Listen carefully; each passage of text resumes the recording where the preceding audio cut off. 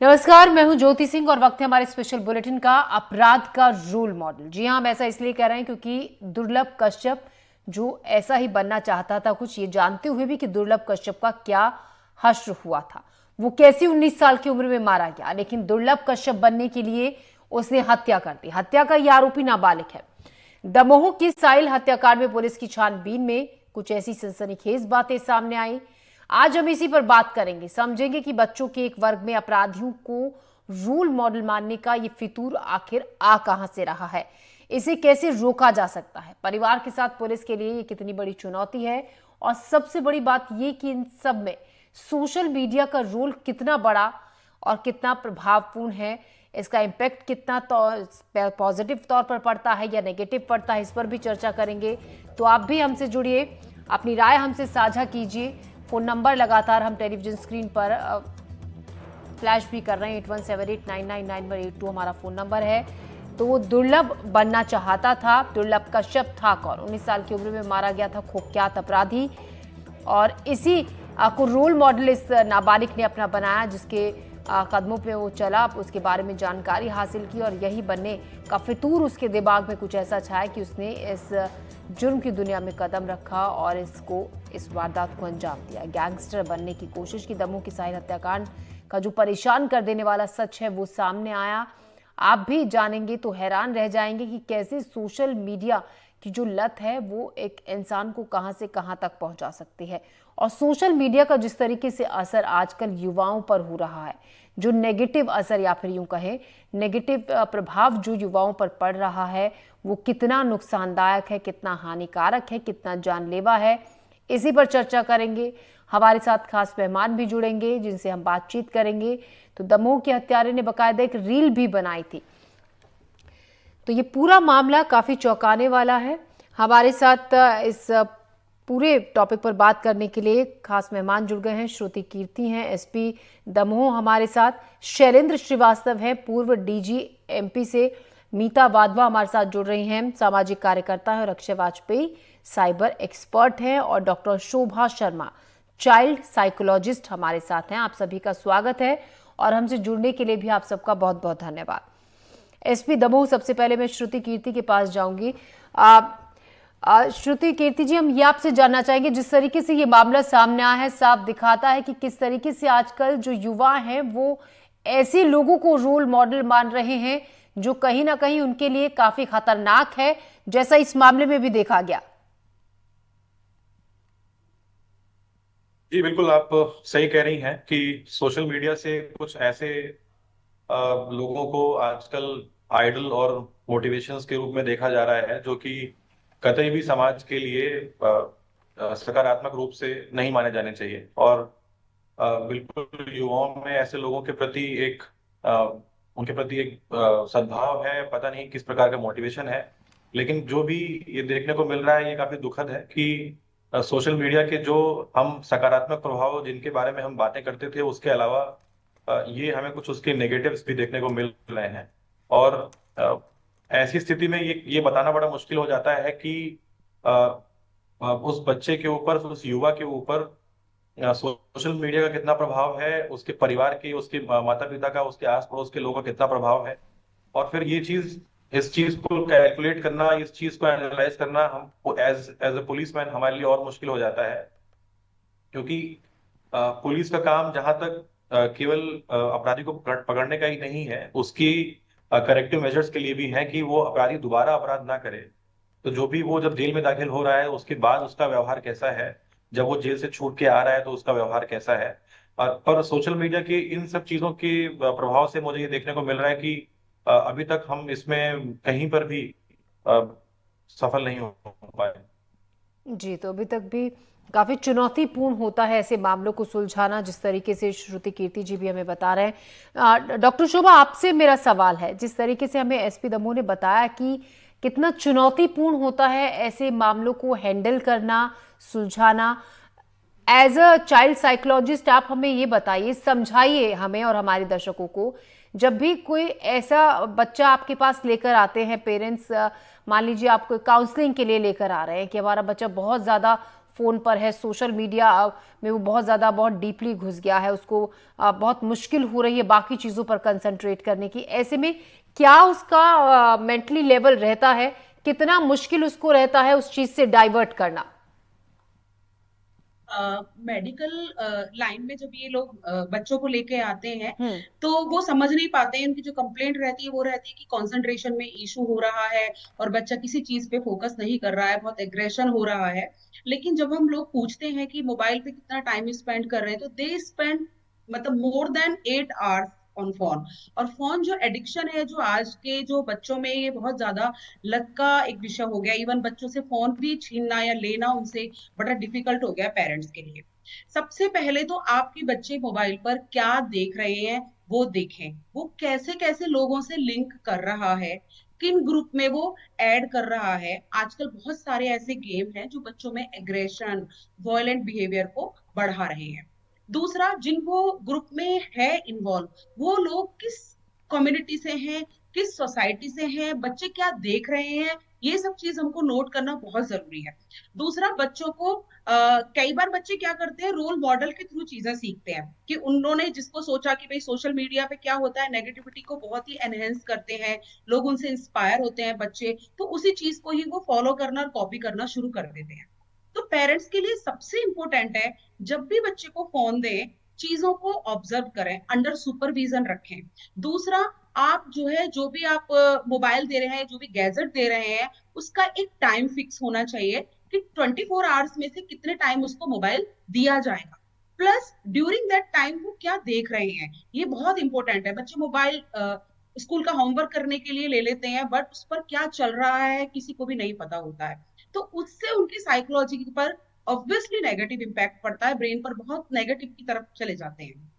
तीसरी चीज ये है कि बच्चों को ज्यादा से ज्यादा बाहर की फिजिकल एक्टिविटी में चैनलाइज करो। अब उनका रूटीन ही इस तरह से फिक्स होना चाहिए कि वो प्ले ग्राउंड में जाके, ताकि मोबाइल का कम इंटरेक्शन हो। ऑब्वियसली बात है, अगर बच्चे बैठे हुए हैं, मोबाइल हाथ में ले लेते हैं, सामने टीवी चला हुआ है, तो वो अपनी टाइम को ठीक तरीके से स्पेंड नहीं कर पाते हैं।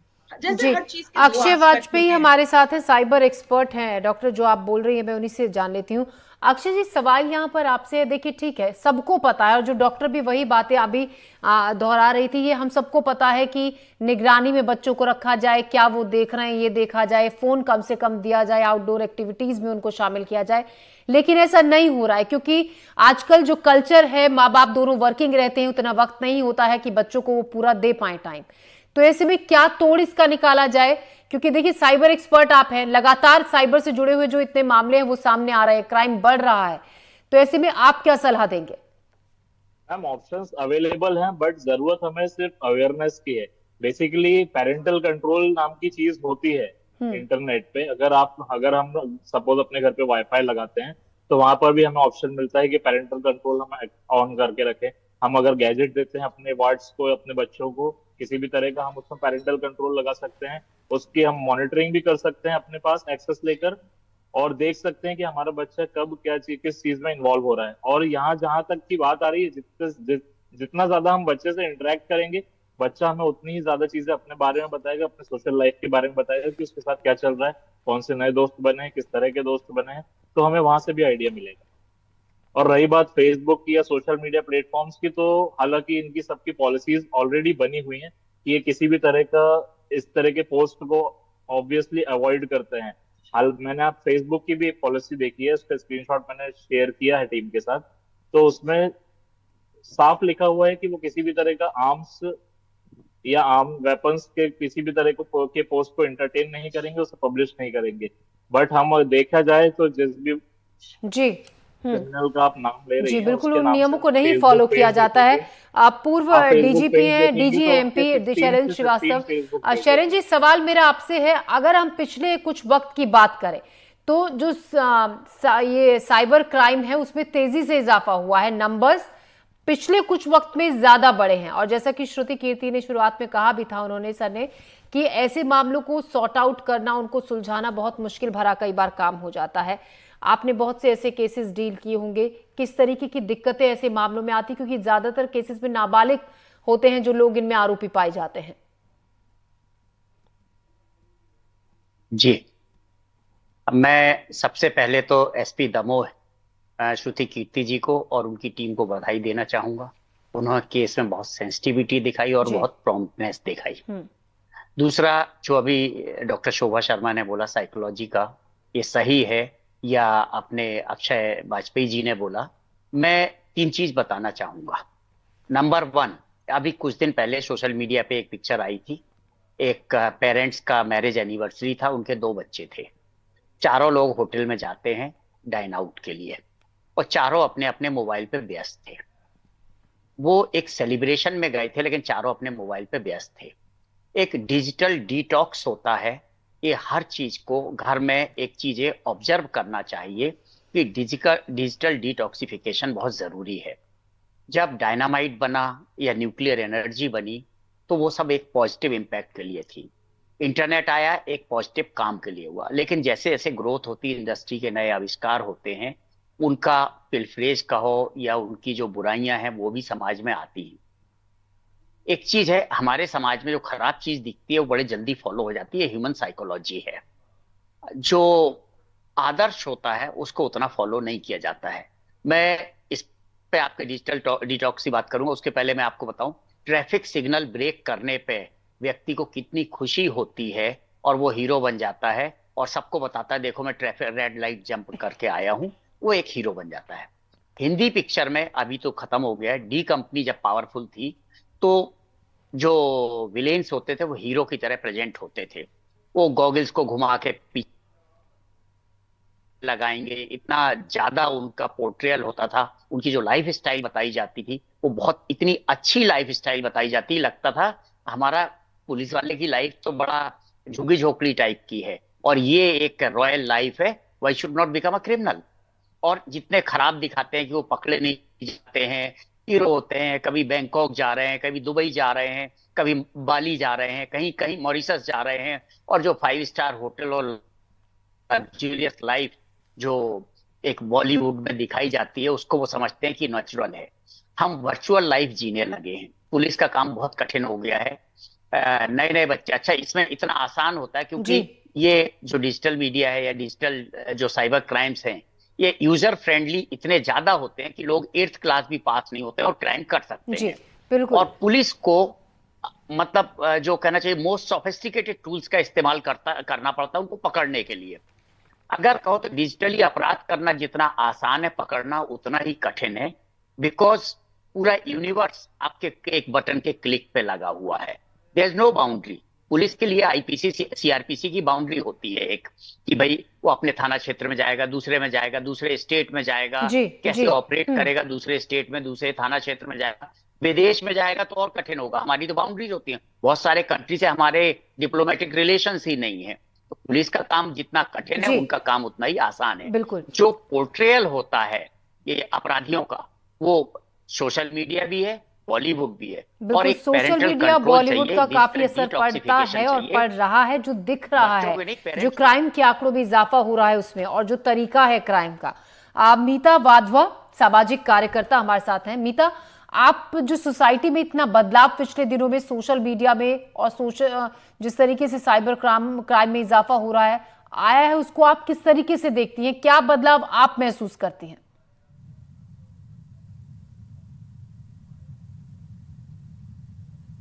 मीता, आप तक आवाज हमारी पहुंच रही है? मीता को आवाज हमारी नहीं पहुंच रही है। एसपी दमोह, एक बार फिर से हम उनका रुख करते हैं। श्रुति कीर्ति का आपसे ये सवाल है मेरा, जिस तरीके से जब दुर्लभ कश्यप एक ऐसा गैंगस्टर था जो 19 साल की उम्र में इसने इतना अपना नाम उसका हुआ, एमपी के जो अपराध है उसमें एक बड़ा नाम वो था, लेकिन वो मारा गया बहुत कम उम्र में। अब जिस तरीके से एक ये मामले में सामने आया कि वो दुर्लभ कश्यप जैसा बनना चाहता था, यानी कि वो मरा नहीं, अभी भी समाज में कहीं ना कहीं ऐसे बहुत लोग जिंदा हैं जो उनको फॉलो करते हैं और वैसा ही बनने की चाह पर, वैसे ही बनने की राह पर है। जी बिल्कुल। दुर्लभ कश्यप दरअसल जितना पुलिस रिकॉर्ड्स में आप देखेंगे उतना बड़ा अपराधी नहीं था जितना उसको पॉपुलर कल्चर ने, मीडिया ने, सोशल मीडिया ने बना दिया जी।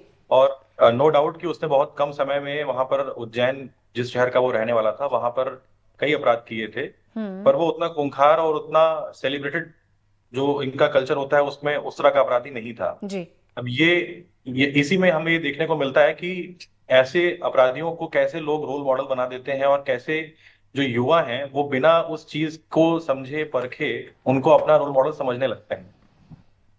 जो दमोह की घटना हुई थी, इसमें भी जो आरोपी है लड़का, उसने सोशल मीडिया पे पहले भी एक दो रील्स अपनी इस तरह की डाली हुई थी, जिसमें वो दुर्लभ कश्यप के घर के पास गया हुआ है, या फिर उसको ग्लोरीफाई कर रहा है किसी न किसी रील्स के माध्यम से, या कुछ चाकू या फिर हथियार दिखा के उसको वो ग्लोरीफाई करने की कोशिश कर रहा है।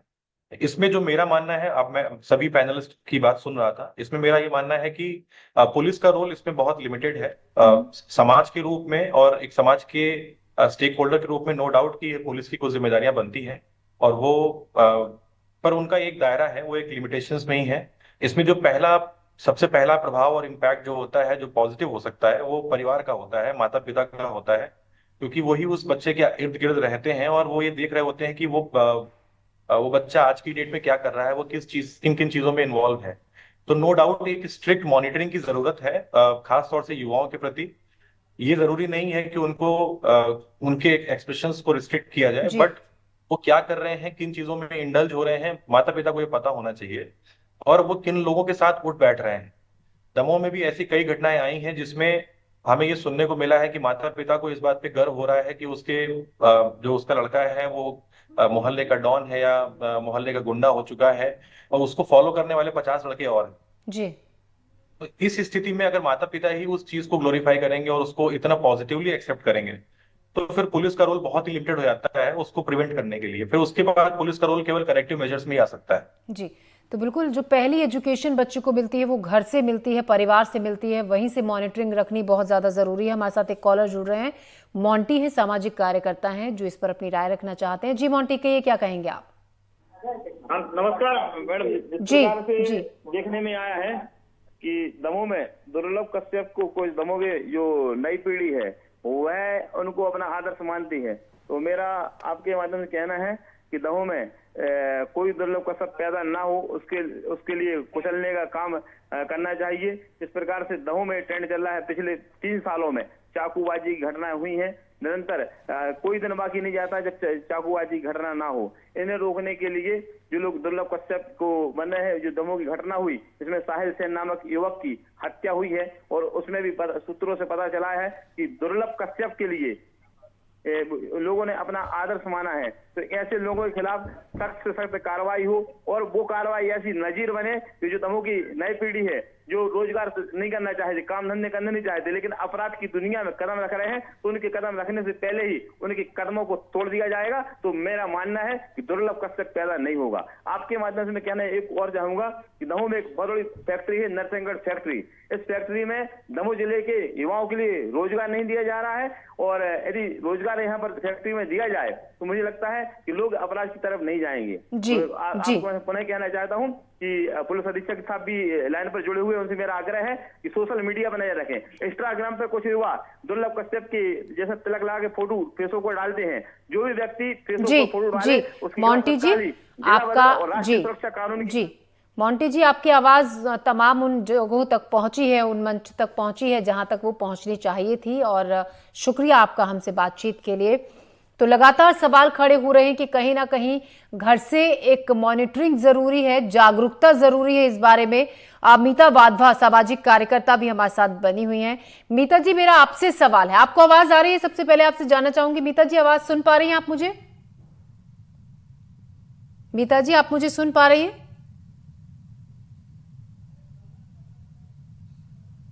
मीता जी को आवाज मेरी नहीं जा रही है।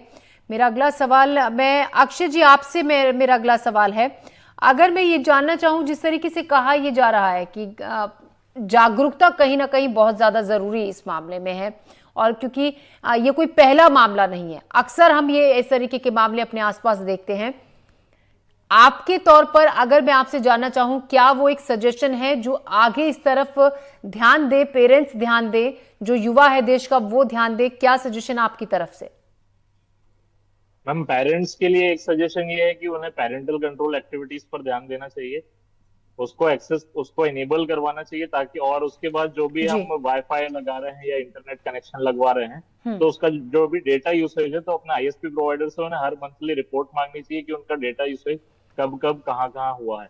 तो वहां से हमें लिंक्स भी मिल जाती हैं कई बार कि हमारा जो डेटा है, अगर बच्चों ने यूज किया है तो उसे सबसे ज्यादा समय कहाँ पर दिया है, किन वेबसाइट्स पर ज्यादा विजिट किया है। उसके बाद अगर कुछ ऐसी ऑब्जेक्शनेबल वेबसाइट होती है तो हमें अपने बच्चों से बात करना चाहिए, तो वहां से हमें सारी चीजें भी निकल के बाहर आएंगी। श्रुति कीर्ति जी, क्या पुलिस की तरफ से ऐसा वक्त वक्त पर कोई जागरूकता अभियान, कोई अवेयरनेस ऐसी चलाई जाती है ताकि लोग और अवेयर इस तरीके के मामलों में हो सके, या आगे अब इस तरीके के मामलों को देखने के बाद आगे कोई प्लानिंग हो कि ऐसा कुछ शुरू किया जाएगा? बिल्कुल, पुलिस पहले से भी करती आई है। पुलिस के तमाम ऐसे कम्युनिटी पुलिसिंग के प्रोग्राम्स होते हैं जिसमें हम लोग ड्राइव चलाते हैं, युवाओं से बात करते हैं। और इंटरेस्टिंगली पुलिस ने अभी रिसेंटली पिछले कुछ टाइम में हमारे हेडक्वार्टर ने ऐसे कई प्रोग्राम्स शुरू किए हैं जिसमें पुलिस और जो युवा हैं उनके बीच जो रिलेशन है उनको बेहतर बनाने के लिए तमाम तरह के क्विजेस, कॉलेजेस में स्पोर्ट्स मीट, इस तरह की और तरह की एक्टिविटीज को बढ़ावा दिया जा रहा है। तो हम लोग दमोह में भी पहले भी करते आए हैं, और मेरा और इस चीज पे प्रयास रहेगा कि हम जो युवा पीढ़ी का जो यहाँ पे सेक्शन है उनको अपने से जोड़ पाए, और जो इस कल्चर में जो चीजें नेगेटिवली डेवलप हो रही हैं उन तक हम उसको पहुंचा पाए, उसकी क्या रिपरकशंस हैं, उसकी क्या दिक्कतें उनकी लाइफ में आ सकती हैं, उसके समझाएं उनको। और बेहतर ये होगा कि समाज के जितने भी और अनुषंगिक संगठन हैं उनको हम इस पे अपने साथ शामिल करें, और सोशल मीडिया पर भी एक नजर रखने की जरूरत है। मेरी तरफ से तो मुझे लगता है कि हम पूरा प्रयास कर रहे हैं और आगे भी हम करते रहेंगे। जी, तो प्रयास दमोह पुलिस की तरफ से बाकायदा पूरा किया जा रहा है और आगे भी इसी तरीके से जारी रहेगा। डॉक्टर शोभा, मेरा आपसे सवाल है, जब देखिए ये हम खुद अपने घरों में रोज़ाना देखते हैं कि बच्चे होते हैं वो इतना ज़्यादा सोशल मीडिया में एक्टिव होते हैं कि उन्हें तमाम तरीके से समझा दिया जाए, डांट दिया जाए, नज़र रखी जाए, जिसकी चर्चा बार बार हो रही है कि आपको वॉच रखना चाहिए, मॉनिटरिंग करनी चाहिए। लेकिन उसके बावजूद भी, क्योंकि ये कितना अहम हिस्सा आजकल लाइफस्टाइल का हो गया है कि अगर आपको काम भी करना है तो भी आपको फ़ोन पर या आपको सोशल मीडिया के से अलग नहीं आप हट सकते हैं। आप काम कर रहे हैं, पढ़ रहे हैं, आपको कुछ भी करना है, वो आपकी लाइफ का एक अहम पार्ट हो गया है। तो कैसे इसको थोड़ा सा दरकिनार कर सामान्य तौर पर बैलेंस तरीके से इसका जो इस्तेमाल है वो हो सकता है? आजकल बच्चों में ये बहुत हो गया है कि हम लोग सॉफ्ट कॉपी में पढ़ेंगे, रीडिंग, मैडम जो है, टीचर्स भी हैं, वो भी सॉफ्ट कॉपी में असाइनमेंट वगैरह भेजती हैं। तो इसमें एक का ही रोल नहीं है, पूरी सोसाइटी का रोल है। Parents, even teachers, even society, सबका रोल है। मैं पेरेंट्स के लिए तो यही बात कहूंगी सबसे पहले कि उनकी स्टार्टिंग से ही फिजिकल एक्टिविटी में उन्हें इन्वॉल्व करना शुरू करें ताकि वो दूसरे डायरेक्शन में बच्चे ना जाएं। सेकेंड थिंग बच्चों के लिए कि अगर बच्चे का एग्रेसिव, बहुत वायलेंट बिहेवियर हो रहा है तो प्लीज काउंसलर की सलाह लें। तीसरी चीज ये है कि अगर बच्चा आपको लग रहा है कि बहुत ज्यादा अटेंशन सीकिंग बिहेवियर, कभी कभी ऐसे ट्रेट होते हैं जो कि एंटी सोशल पर्सनैलिटी में भी चेंज होने के चांसेस होते हैं, तो प्लीज उन्हें पहचानें, नजरअंदाज ना करें और साइकोलॉजिस्ट की हेल्प लें। टीचर्स के लिए यह है कि कोशिश करें हार्ड कॉपी से बुक से पढ़ने के लिए बच्चों को प्रमोट करें। ज्यादा से ज्यादा उन्हें कोशिश करें कि हार्ड जो कॉपी की एक्टिविटीज है वो सारी दी जाए, और जो न्यू एजुकेशन पॉलिसी है वो भी एक्टिविटी बेस्ड पे को ही ज्यादा प्रमोट करती है। तो कोशिश करें उनके ताकि मोटर मूवमेंट, ये सब स्किल्स यूज हो, उनको प्रमोट करें। सोसाइटी का रोल है, जितनी भी नेगेटिव पर्सन होते हैं, जैसे आपने बात करी कि वो दुर्लभ कश्यप की तरह बनना चाहता था, क्योंकि उसके मरने के बाद उसे लोगों ने इतना सपोर्ट किया कि उसके इतने फैन हो गए, उसको सोशल मीडिया में स्प्रेड होता जा रहा है। बिल्कुल, उसको उतना ग्लैमराइज्ड कर दिया कहीं ना कहीं कि उससे अट्रैक्ट हुए बिना जो युवा हैं वो नहीं रह रहे हैं, और अभी भी उसको बहुत लोग फॉलो करते हैं। मीता जी, आप तक आवाज मेरी पहुंच रही है? हाँ, मुझे बहुत हल्की सी आवाज आ रही है। क्या मेरी आवाज आपको क्लियर आ रही है? मीता जी, अब हम आपको बिल्कुल क्लियरली सुन पा रहे हैं। मेरा सवाल आपसे ये है, जैसे कि डॉक्टर अभी बात कर रही थी, डॉक्टर शोभा, और जो हमारे तमाम पैनल गेस्ट हैं उन्होंने इस बात का जिक्र भी किया कि एक बहुत बड़ा हिस्सा, कई बार बॉलीवुड फिल्मों का भी बहुत बड़ा हिस्सा एक ऐसा है जो कि बहुत इम्पैक्ट करता है यंग जनरेशन को। अभी हाल फिलहाल में बहुत सी ऐसी मूवीज भी आई थी जिनको लेकर तमाम तरीके के सवाल खड़े हुए थे कि ऐसी मूवीज को देखकर हिंसात्मक होते हैं लोग। आप इसको लेकर क्या सोचती हैं? मेरा ऐसा मानना है, क्योंकि मैं सोशल वर्कर हूं, तो मैं हमेशा जो मेरा काम रहता है वो रूरल और स्लम्स में रहता है। क्योंकि मैं इस केस से वाकिफ हूं, तो मैं बस इतना बोलना चाहूंगी कि हर रूरल और स्लम्स में जो स्पेशली जो लड़के होते हैं वो गैंग के रूप में ही काम करते हैं वहां पे, और वो गैंग हमेशा नेगेटिविटी को ज्यादा अग्रसर रहता है। और अनफॉर्चुनेटली मैं थोड़ा सा ब्लंटली ये चीज बोलना चाहूंगी कि उनको पॉलिटिकल सपोर्ट भी मिलता है, उससे इनके डे बाय डे एक्टिविटीज को एक अम्ब्रेला मिलता जा रहा है। जैसे कि अभी मुझे समझ में है कि हमारे साथ साइकोलॉजिस्ट भी जुड़े हुए हैं, तो मेरी इसके पहले कई साइकोलॉजिस्ट से भी बात हुई है।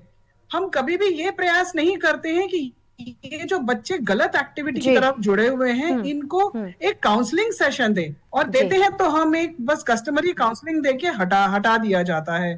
तो ये बच्चे जो है गेम्स भी खेलते हैं, तो पबजी खेलते हैं, फाइटिंग वाले गेम्स खेलते हैं, तो वो कहीं ना कहीं हमारे एटीट्यूड में आ जाता है। जो चीज एटीट्यूड में आ जाती है उसको हटाना बहुत मुश्किल होता है। और देखिए, पावर किसे पसंद नहीं है, एक छोटे से बच्चे से लेके बुजुर्ग तक को पावर बहुत पसंद है। मैम वो पावर अगर पॉजिटिव पावर हो तो उसका जो इस्तेमाल है वो बहुत अच्छे कामों में हो सकता है, लेकिन वही पावर अगर नेगेटिव तौर पर सामने आए तो उसका अंजाम ये होता है जिस विषय को लेकर आज हम बैठे हैं इस प्रोग्राम में।